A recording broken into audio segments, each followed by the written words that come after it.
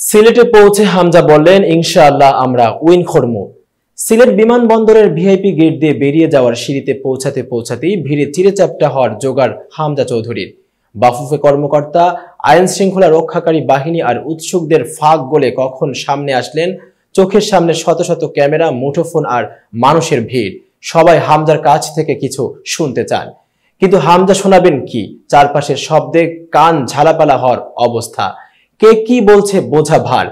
Minute তিনেক ধরে সবাইকে শান্ত করার চেষ্টা চালালেন হামজার আশেপাশে থাকা কয়েকজন, কিন্তু পরিস্থিতি নিয়ন্ত্রণে না আসায় ওই কোলাহলের মধ্যেই প্রশ্ন নিলেন হামজা চৌধুরী, যার কিছু বোঝা গেল, কিছু বোঝাই গেল না।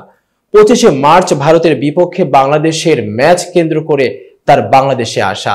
তা নিয়ে সিলেটি ভাষায় বললেন, ইনশাআল্লাহ আমরা উইন করব। প্রথমবারের মতো বাংলাদেশের জার্সি গায়ে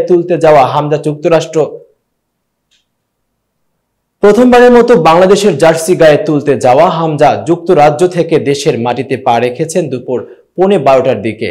ইংলিশ প্রিমিয়ার লিগের অভিজ্ঞতা সম্পন্ন এই ফুটবলারকে বরণ করে নিতে সকাল থেকেই সিলেট ওসমানী আন্তর্জাতিক বিমানবন্দরে ভিড় করেন বিপুল সংখ্যক ফুটবল প্রেমী ও ফুটবল ফেডারেশনের কর্মকর্তা।